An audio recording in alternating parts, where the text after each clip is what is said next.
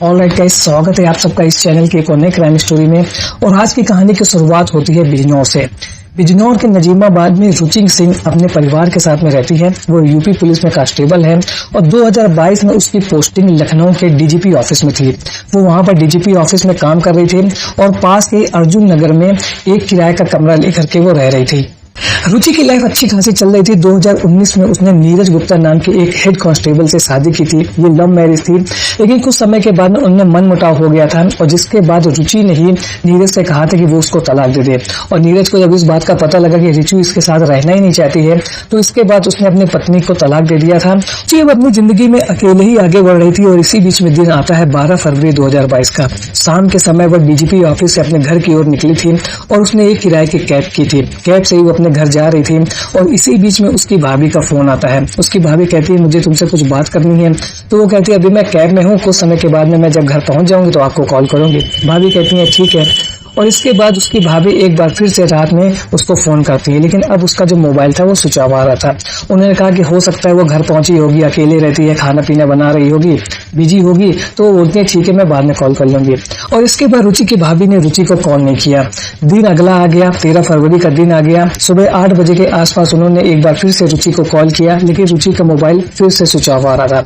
और अब उनको ऐसा लगा कि ऐसा क्या हो गया कि रुचि का मोबाइल कल रात से लगातार स्विच ऑफ आ रहा है। उन्होंने 13 फरवरी देखा, संडे का दिन था। उन्होंने सोचा हो सकता है रुचि सो रही होगी और इस वजह से उसने फोन नहीं उठाया। वो बेफिक्र हो जाती है। लगभग 1-2 घंटे के बाद में एक बार फिर से रुचि की भाभी उसको कॉल करती है, लेकिन अगेन उसका मोबाइल स्विच ऑफ आ रहा था। अब उनको थोड़ी चिंता होने लगी थी।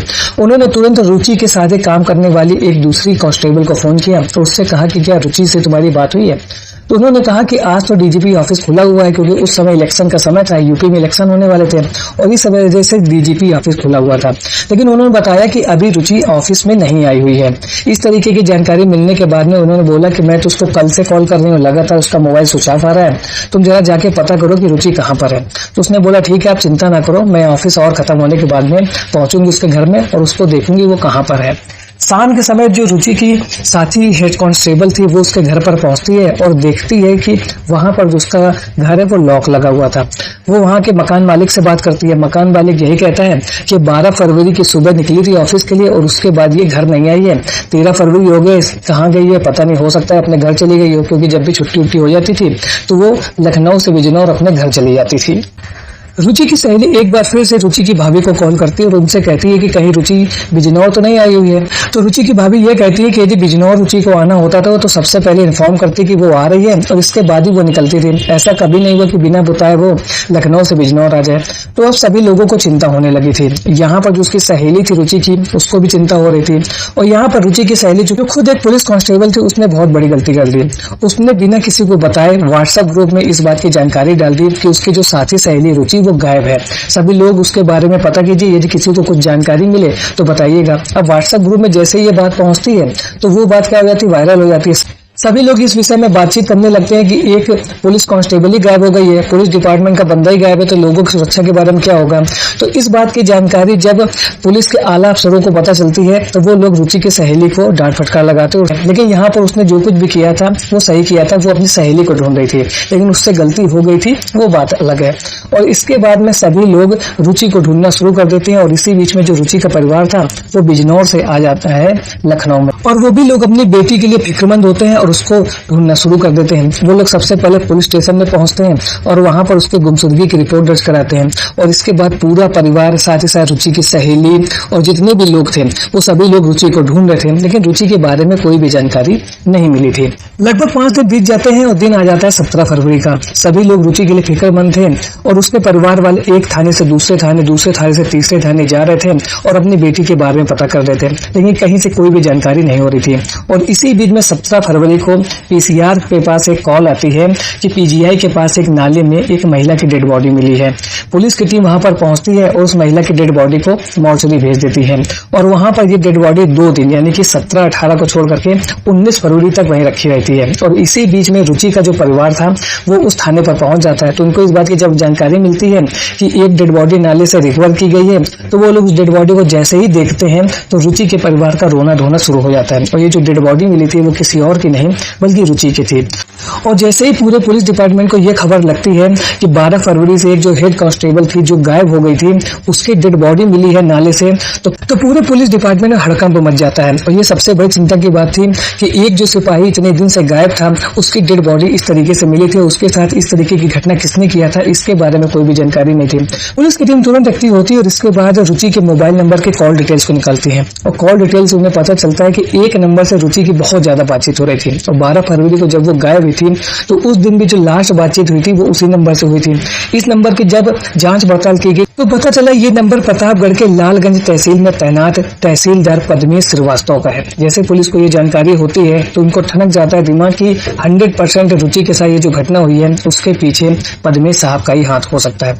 पुलिस की टीम बिना देरी किए हुए तुरंत प्रतापगढ़ के लिए निकलती है और देर शाम को वो लोग निकलते हैं और अगली सुबह वो लोग पहुंच जाते हैं। लगभग 5 बजे वो लोग उनके घर पर धावा बोलते हैं और वहां पर जब वो पहुंचते हैं तो पद्मेश साहब अपने घर में सोए हुए थे। पुलिस की टीम इनको गिरफ्तार करती है और तुरंत लखनऊ लेके आती है। इनसे जब बातचीत की जाती है तो ये यही बोलते हैं कि भैया मेरा उससे कुछ लेना देना नहीं है, हमारी तो बस दोस्ती हुई थी, सोशल मीडिया के जरिए हम लोग बातचीत करते थे, लेकिन मुझे इस बात का कोई भी अंदाजा नहीं है कि रुचि के साथ इस तरह की घटना को अंजाम किसने दिया है। पद्मेश साहब लगातार पुलिस को बरगला रहे थे और बेवकूफ बनाने की कोशिश कर रहे थे, लेकिन जब पुलिस ने अपने असली पुलिसिया अंदाज में उनसे बातचीत करना शुरू किया और पूरी कहानी सामने रख दी तो उनके खिलाफ एक एक करके इलेक्ट्रॉनिक एविडेंस इकट्ठा हो चुके हैं जो इस बात की गवाही दे रहे हैं कि रुचि के साथ जो घटना हुई है उसके पीछे आप ही का हाथ है। जब वो इन इलेक्ट्रॉनिक एविडेंस को देखते हैं तो बहुत देर तक तहसीलदार साहब टिक नहीं पाते हैं और पूरी कहानी खोल करके रख देते हैं कि कैसे उन्होंने रुचि के साथ इस तरीके की घटना को अंजाम दिया और इसके पीछे की असल वजह क्या थी। पद्मेश साहब ने बताया कि सोशल मीडिया के जरिए उनकी मुलाकात हुई थी रुचि से। रुचि पुलिस कांस्टेबल थी और उस समय उसकी शादी हो चुकी थी और ये 2019 के बाद की बात है। सोशल मीडिया के जरिए उनसे जब बातचीत होती है और रुचि को ये बात पता चलती है कि पद्मेश साहब तहसीलदार हैं और उन्होंने इस बात का जिक्र रुचि से नहीं किया था कि वो पहले से ही शादीशुदा है। रुचि को ऐसा लगता है कि उसकी तो अब जिंदगी बन गई है, उसने तो नीरज से शादी कर ली थी, लेकिन उसको लगा कि अब तो उसको तहसीलदार साहब मिल गए और वो भी शादीशुदा नहीं है, उसको ऐसा ही लग रहा था। तो फिर रुचि पद्मेश से बातचीत करना शुरू कर देती है। उसको लग रहा था कि अब तो लाइफ और अच्छे तरीके से सेट होने वाली है। धीरे धीरे इनकी बातचीत प्यार में बदल जाती है, दोनों एक दूसरे से मिलने लगते हैं। होटल में भी एक दूसरे का मिलना जुलना शुरू हो गया था। लेकिन रुचि का पद्मेश साहब के सामने जो रिश्ता था उसके बारे में जब उसके पति नीरज को पता चलता है तो वो विरोध करता है और यहाँ पर जैसे जैसे विरोध बढ़ता जाता है रुचि और नीरज के बीच में लड़ाई झगड़ा होने लगता है। तो रुचि ये पूरी बात बता देती है पद्मेश से। उससे कहती है कि नीरज को हमारे रिश्ते के बारे में पता चल गया है और वो विरोध कर रहा है और हमारे बीच में इसको लेकर के लड़ाई झगड़ा होता रहता है।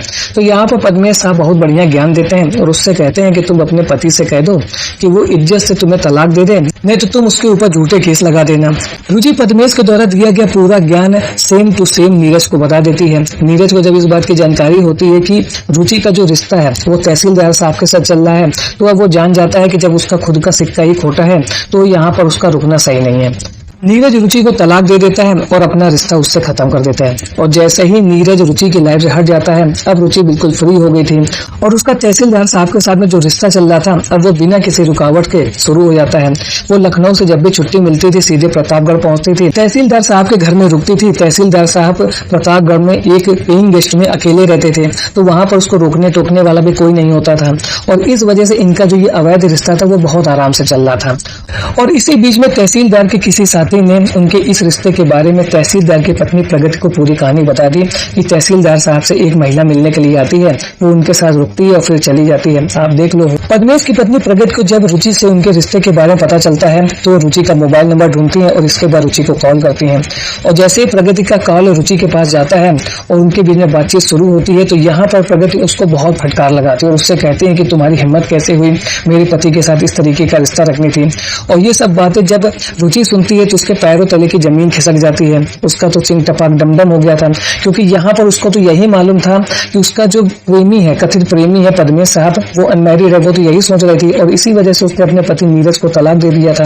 लेकिन जब उसको जानकारी होती है कि पद्मेश साहब पहले से ही शादीशुदा है और उन्होंने केवल उसको अपने मनोरंजन के लिए फंसा के रखा हुआ है तो वो बहुत ज्यादा गुस्सा हो जाती है। अब पद्मेश साहब घर वाली और बाहर वाली के चक्कर में फंस चुके थे। एक और तो रुचि को उनके पूरे कांड के बारे में पता चल गया था कि वो शादीशुदा है, उन्होंने रुचि के साथ रिश्ता बनाया। वहीं दूसरी ओर प्रगति थी, उसको इस बात की पूरी जानकारी हो गई थी कि कैसे उसका पति उसको धोखा दे रहा है और इसके बाद उसने अपने पति पर नकेल कसने के लिए वो सीधे अपने घर से निकलती है और जहाँ पर ये अकेले रह रहे थे उस पेइंग गेस्ट में, वहीं पर जाकर के रहना शुरू कर देती है। और अब रुचि का पद्मे से ये जो मिलना जुलना था वो बंद हो जाता है, क्योंकि ऑलरेडी उसकी पत्नी को पता चल गया था। दूसरी ओर अब रुचि ने पद्मेश के ऊपर दबाव बनाना शुरू कर दिया। तो उसने कहा कि मैंने तुम्हारी वजह से अपने पति को छोड़ दिया है, अब तुम भी अपनी पत्नी को तलाक दो और मेरे से शादी कर लो। तो यहाँ पर पद्मेश का रुचि से शादी करने का कोई भी प्लान नहीं था। यहाँ पर वो केवल अपना टाइम पास करने के लिए रुचि के साथ रिश्ते में आए थे, जस्ट मनोरंजन ही कर रहे थे, लेकिन वो अपनी पत्नी को तलाक देना नहीं चाहते थे। वहीं दूसरी ओर जो उनकी पत्नी प्रगति थी वो लगातार उनके ऊपर दबाव बना रही थी कि भैया ये तुम्हारा जो रिश्ता चल रहा है रुचि का, इसको तुम खत्म करो। और अब पद्मेश साहब बुरी तरीके से फंस चुके थे और उनके लिए एक ही रिश्ते को चुनना था, या तो वो रुचि के साथ जाते हैं या तो अपनी पत्नी प्रगति के साथ जाते हैं। और यहाँ पर उन्होंने चुना प्रगति को, और इसके बाद उन्होंने एक ऐसी खौफनाक साजिश को अंजाम दे दिया जिसके बारे में अब मैं आपको आगे बताऊंगा। 12 फरवरी के शाम को पद्मेश ने अपनी पत्नी प्रगति से कहा कि मैं लखनऊ जा रहा हूँ, मुझे बहुत जरूरी काम है।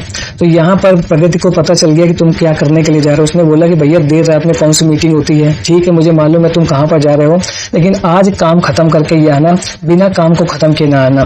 तो यहाँ पर पद्मेश ने उससे कहा कि तुम्हारे काम को कंप्लीट करने के लिए जा रहा हूँ और इसके बाद हमारे बीच में कभी भी किचकिच नहीं होगी। इस तरीके का कह करके पद्मेश अपने एक दोस्त के साथ में देर शाम को प्रतापगढ़ से लखनऊ के लिए निकलते हैं। वो रात में 8 साढ़े 8 9 बजे के आसपास पहुंचते हैं लखनऊ में। प्रतापगढ़ से लखनऊ के लिए निकलने से पहले उन्होंने रुचि को पहले ही कॉल कर दिया। तो उससे कहा था कि मैं तुमसे मिलने के लिए आ रहा हूँ, हम दोनों बैठ कर बातचीत करेंगे, अपनी शादी की तारीख कोई फिक्स करेंगे और मैंने पेपर तैयार कर लिए हैं, मैं अपनी पत्नी को तलाक देने वाला हूँ। इस तरीके की पूरी कहानी उन्होंने रुचि को सुना दिया। रुचि भी मिलने को तैयार हो जाती है। और यहाँ पर जब वो कैब में बैठी हुई थी 12 फरवरी की शाम को, जब उसकी भाभी का फोन आ रहा था, तो इसी बीच में पद्मेश का भी फोन आया था रुचि के बाद और उसने उससे मिलने के लिए बोला था। तो यहाँ पर रुचि सीधे अपने घर न जा करके वो पद्मेश के पास मिलने के लिए पहुंच गई थी। रात में 9 बजे के आसपास रुचि पद्मेश से मिलती है और इसके बाद वो कैब से उतर करके उनकी कार में बैठ जाती है। पद्मेश प्लानिंग के तहत रुचि को लेकर के पहुंचते हैं PGI नाले के पास, जो सुनसान इलाका है वहां पर दोनों के बीच बातचीत का सिलसिला शुरू होता है। और इसी बीच में पद्मेश का जो साथी आया हुआ था वो 2 चाय के प्याले लेकर के आता है और एक चाय के प्याले में उसने पहले से ही कुछ नशीला पदार्थ मिला दिया था। अब वो ऑफर कर देता है रुचि को। रुचि जैसे ही उसको पीती है वो बेहोश हो जाती है और इसके बाद पद्मेश से अपने दोस्त के साथ मिल करके रुचि का काम तमाम किया और फिर उसको पास के नाले में फेंक करके ये निकल जाते हैं। अगली सुबह पद्मेश साहब अपने घर पर पहुंचते वहां पर सो जाते हैं और अपनी पत्नी से यह कहते हैं कि तुम्हारा काम पूरा हो गया है और अब हमारे बीच में इस तरीके की कोई भी लड़ाई झगड़ा नहीं होगा। और यही डेड बॉडी पुलिस को मिली थी 17 फरवरी को, जिसकी शिनाख्त की गई थी 19 फरवरी को। रुचि के साथ हुई घटना की पूरी कहानी और पद्मेश साहब के बयान के बाद में पुलिस की टीम ने पद्मेश और उनकी पत्नी प्रगति और साथ ही साथ एक जो उनका दोस्त था, इन तीनों लोगों को गिरफ्तार कर लिया है। आज की वीडियो में आपने देखा कि रुचि की लाइफ बहुत अच्छी चल रही थी। उसने लव मैरिज की थी, उसका पति भी बहुत अच्छा था और वो अपनी पत्नी को बहुत ज्यादा प्यार करता था। लेकिन यहाँ पर गलती थी रुचि की। उसने शादीशुदा होते हुए भी एक दूसरे मर्द के साथ में रिश्ता शुरू किया और उसके बाद उसकी बातों में फंस करके अपने सीधे साधे पति को तलाक दे दिया। और बाद में जब उसे अपने प्रेमी की असलियत पता चली और उसने अपने प्रेमी के ऊपर दबाव बनाना शुरू किया तो उसके प्रेमी ने उसके साथ इस तरीके की घटना को अंजाम दे दिया है। तो कमेंट सेक्शन में जरूर बताइए कि इस केस में सबसे ज्यादा गलती किसकी थी, रुचि की थी या पद्मेश की थी। वीडियो कैसा लगा इसके बारे में जरूर बताएं। मिलता हूँ ऐसे एक और नए इंटरेस्टिंग वीडियो में, तब तक के लिए थैंक्स फॉर वॉचिंग।